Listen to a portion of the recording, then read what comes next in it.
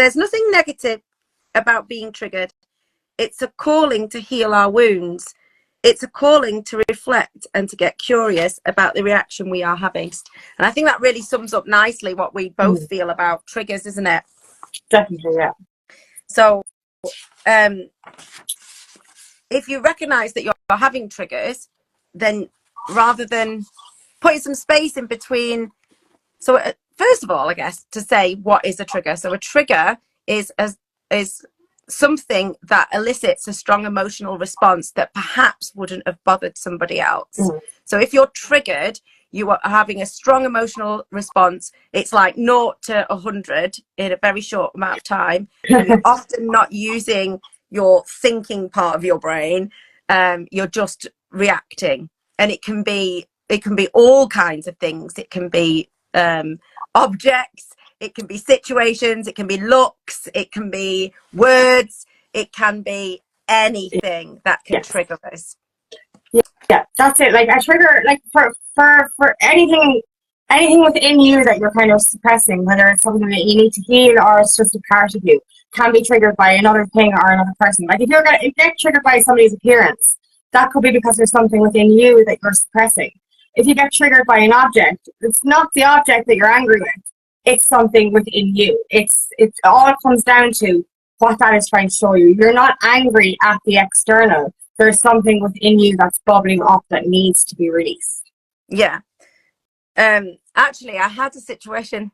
I'm not going to say where, and I don't want to give any clues, so in case somebody knows who I'm talking about.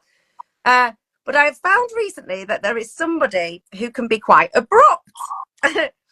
And I find that quite triggering. Like, not so, I'm very good at managing my triggers.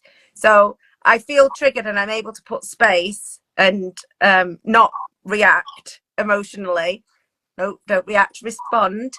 And I know that this person is not meaning to cause offense, but there's something about it that is triggering me.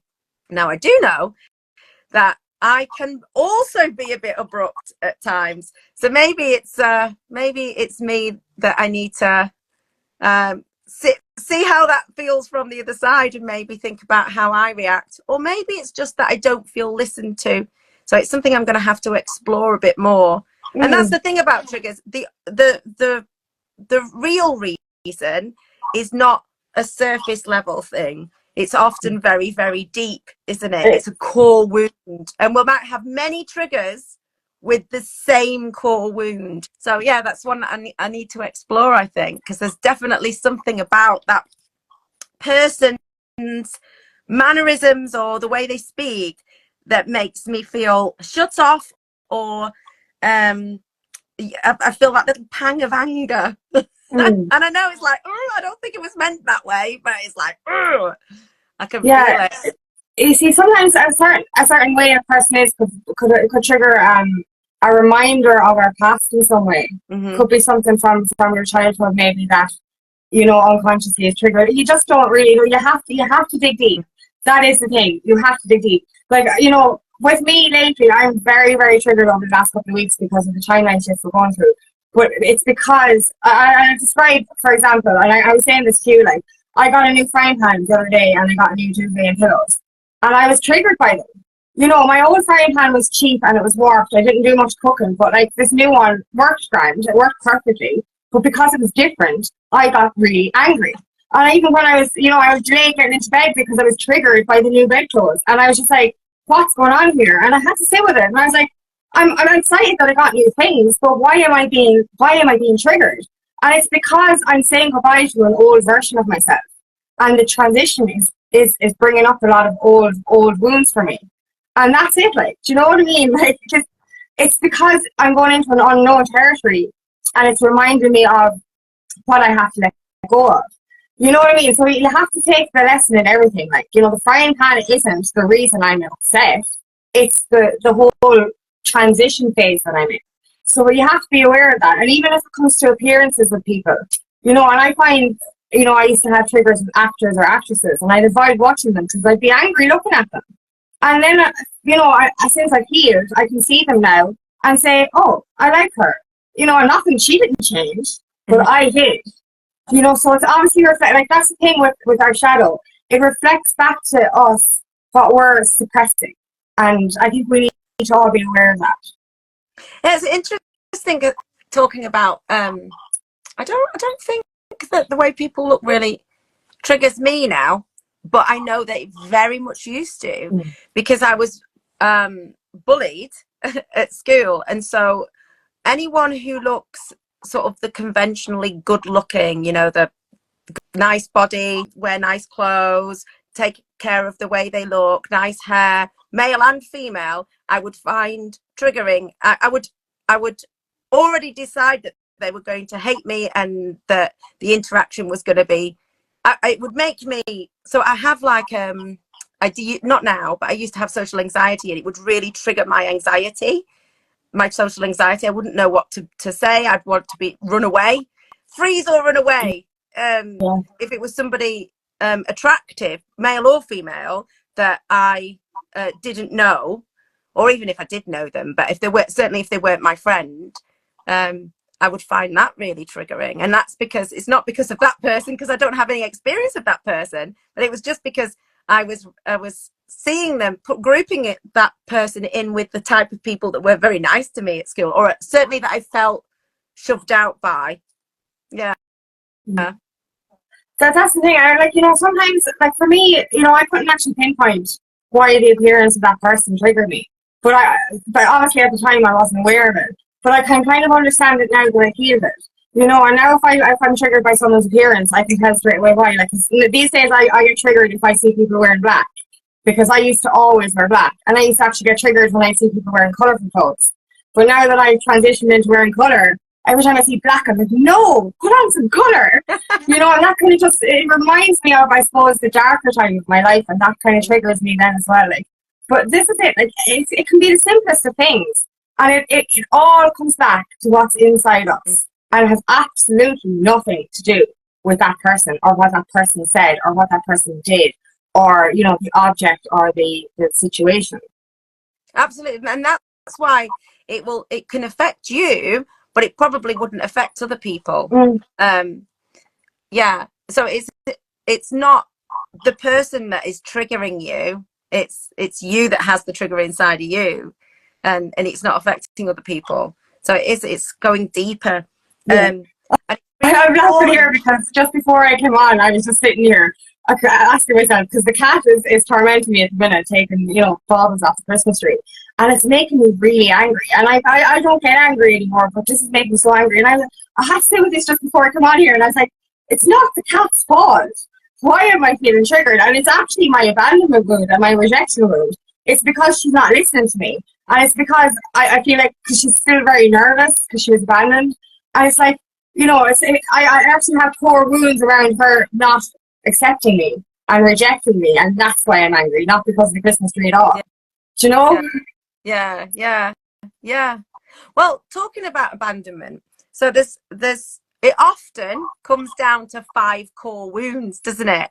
So they are abandonment, humiliation, betrayal, rejection, and injustice. And also sometimes on the list there's feeling a burden, or feelings of inadequacy. But feelings of inadequacy are quite similar to rejection, I guess, in some way. Exactly. You know, my cat's make me feel inadequate because she doesn't like me.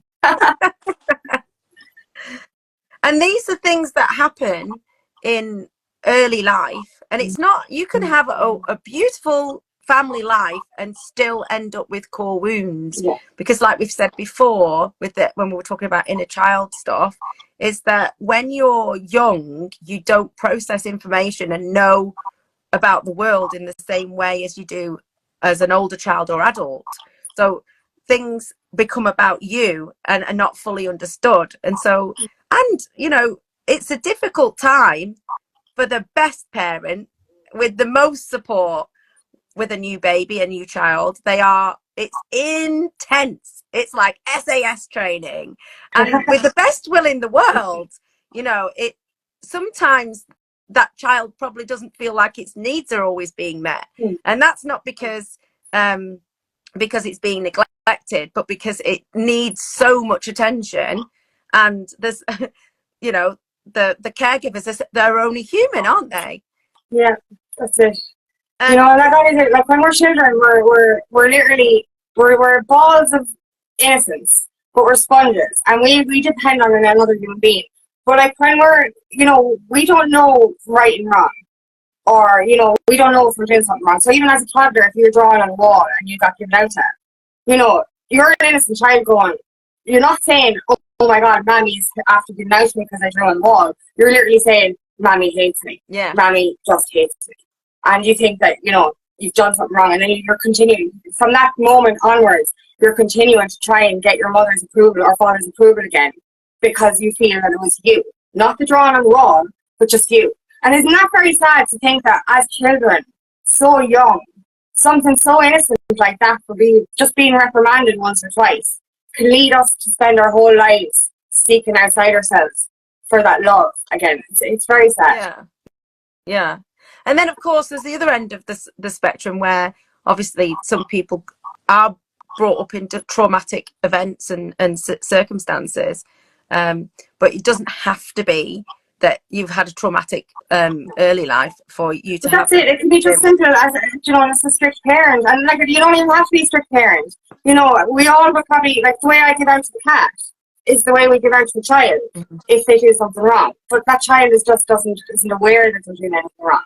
And that's, I suppose, the difference. Like, you know. Would you agree as well that it can even happen in utero, and it could be generated? Oh yeah, I've done research on that. Like, you know, we can actually, oh my God, actually, yeah, we can actually pick up on the trauma of our mother while in the mother's womb. So I know that obviously I don't remember, but some people actually have the ability to remember that trauma. Yeah. But like, you know, if your mother had any kind of, you know, trauma herself, which my own mother would have, you know, we can actually take on that from that early on. And even I've read, we actually take on our grandmothers as well. You know, it's kind of like our mother is still holding her mothers. So we actually, I think, pick up a double generation at one time. Talking about that, do you know, a really interesting fact is that, let me get this right. So when I was in my mother's womb, I had all my eggs. So when you're a female fetus inside your mother, you already have all your eggs. So I was carrying my two boys inside of me, inside of my mum. So they were actually part of grandma, if you know what I mean. We're all one.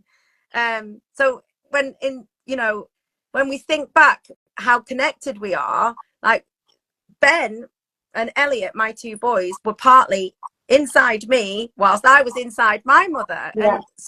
And our body's controlled by hormones, and hormones are triggered by or controlled by emotions. And so that they're going to feel that. If a mother's highly stressed during pregnancy, then the baby is going to experience that stress.